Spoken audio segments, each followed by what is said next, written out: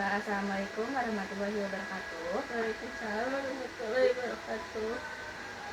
Baik, sebelumnya terima kasih sudah hadir pada kegiatan sesi konseling siang hari ini. Sebelumnya boleh perkenalan diri dahulu. Sebelumnya perkenalkan, nama saya Lulu Amala. Bagaimana kabarnya hari ini, Lulu? Alhamdulillah baik. Oke. Jadi sebelum kita mulai di sesi konseling hari ini, saya mau menjelaskan beberapa asas yang akan kita laksanakan hari ini yang perlu kita ikuti. Jadi ada asas yang namanya asas kemanusiaan. Jadi semua informasi dan cerita yang Lulu sampaikan kepada saya tidak akan saya sebarluaskan atau saya beberkan kepada pihak lain tanpa seizin dari Lulu. Lalu yang kedua ada asas kenormatifan. Jadi sesi konseling ini akan berjalan dengan norma dan aturan yang berlaku.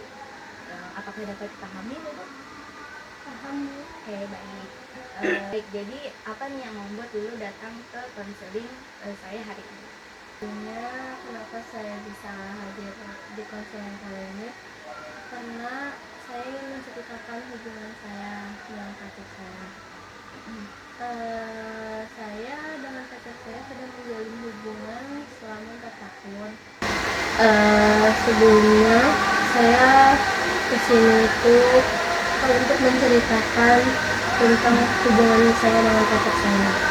Saya dan pacar saya itu sudah menjalin hubungan selama 4 tahun. Saya kenapa bisa nikah sama dia karena dia tuh kalau misalkan balas chat saya tuh selalu excited. Terus dia juga enak diajak ngobrol, diajak bercanda. Jadi kamu merasa ada hal yang positif di diri dia gitu ya? Iya. Terus tapi makin kelamaan makin kesini itu pacar saya udah nggak excited lagi kayak dulu. Terus kalau misalkan balas chat juga lama. Terus kalau misalkan diajak ngobrol juga kadang suka nggak perhatiin saya. Oh, jadi kamu merasa walaupun ada hal yang kamu suka dari pacar kamu, tapi saat ini yang kamu rasakan itu pacar kamu tuh berubah gitu ya, dari yang sebelumnya perhatian, excited sama kamu, terus sekarang kayak cuek gitu ya. Iya. Terus selama 4 tahun ini dia udah sekali keluarga saya, tapi saya belum pernah dikenalin ke keluarga dia, paling sama ibunya doang saya dikenalin. Terus juga bapaknya kurang setuju sama hubungan kita karena bapaknya juga udah nyiapin jodoh buat dia selama gitu, nyiapin jodoh buat dia di kampung. Terus juga bapaknya tuh masih nentang adat kayak adat Jawa sama adat Sunda kayak gitu. Makanya saya suka kepikiran kayak selama 4 tahun ini takutnya saya sia-sia kayak gitu. Berarti kamu udah tahu gitu ya latar belakang ayahnya, ibunya gitu. Tapi di balik itu semua ternyata ayahnya malah mempunyai jodoh punya ibaratnya menjomblangin pacar kamu sama orang lain gitu ya. Apa yang kamu rasakan?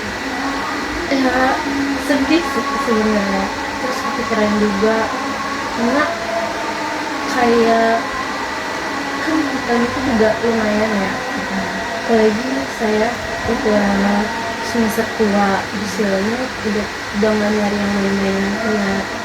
Kalau misalkan pada akhirnya bakal sia-sia ya saya juga sedih sih kayak gitu. Oke. Kamu udah ngomongin ini sama pacar kamu? Kalau dari tanggapan pacar kamu gimana?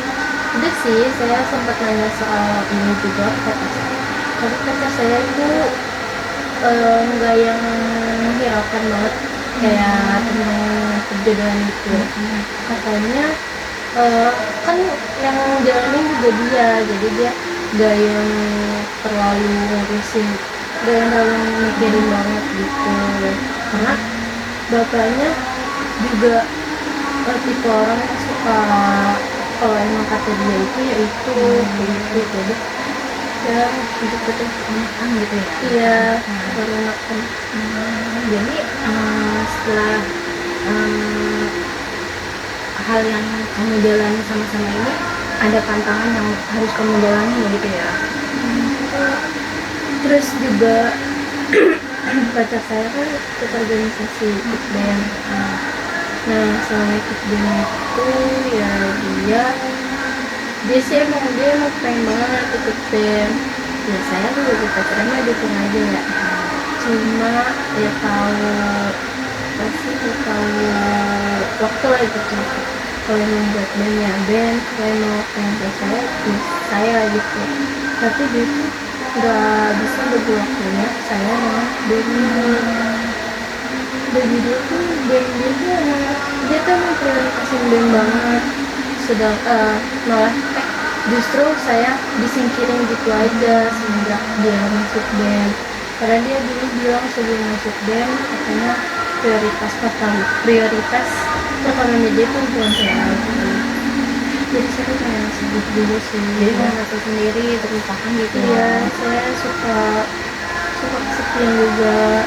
Nah ini dia tuh kan Senin sampai Jumat dia magang, Sabtu minggunya dia kesini, jadi saya ngerasa tuh dia nggak ada waktunya buat saya. Oh berarti pacar kamu ini udah aktif banget gitu ya di band, udah 2 periode gitu. Udah lama banget ya. Kalau boleh tahu, kamu udah dikenalin belum sama teman-teman di band?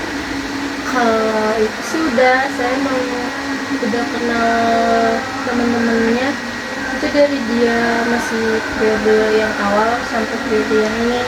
Itu saya udah dikenalin sama teman-temannya, bahkan teman magangnya pun saya juga dikenalin. Cuma ya itu balik lagi ya namanya perempuan ya suka cemburuan. Terus juga saya kalau misalkan lagi nge-stalking IG BEM-nya tuh IG divisinya, itu dia tuh kayak apa, kayak misalkan dia habis rapat nih, terus pas saya stalking di IG BEM-nya itu tuh dia lagi main di rumah temen BEM-nya, temen divisinya.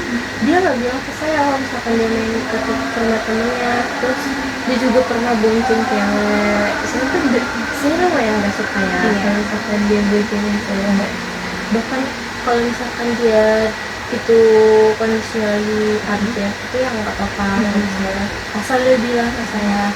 Pernah tuh ketahuan dia nggak bilang, ya saya marah. Tapi dia itu malah nggak balik. Dia juga gak bisa memenuhi kebutuhan emosional saya, jadi saya ngerasa kayak makin kesini tuh dia makin beda. Tapi setelah yang apa yang kamu rasakan ini, ada hal yang terlintas nggak di pikiran kamu terkait masalah ini? Ya sebenarnya kalau misalkan dibilang capek ya. Dibilang capek, tapi ya selagi saya masih bisa jalani, saya jalanin aja gitu. Terus kalau misalkan emang saya lagi ngerasa sedih, kesepian kayak gitu, ya saya nyari kesibukan aja sih biar ada kegiatan gitu, biar nggak kepikiran banget. Kalau dari Lulu sendiri apa nih kegiatan atau aktivitas yang biasanya Lulu lakukan sehari-hari? Ya paling scroll TikTok atau enggak beres-beres rumah. Berarti walaupun ada hal yang bikin Lulu sendirian, kesepian gitu, tapi bisa melewati itu semua ya, walaupun kadang capek gitu. Iya gitu. Kayak ada lagi nggak yang mau Lulu ceritain atau utarain lagi?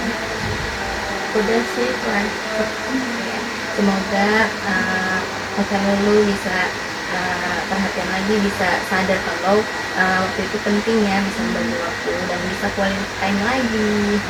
Terima kasih ya sudah hadir di konseling hari ini. Saya tutup konseling hari ini. Billahi taufiq wal hidayah. Wassalamualaikum warahmatullahi wabarakatuh. Terima kasih Bu Lama.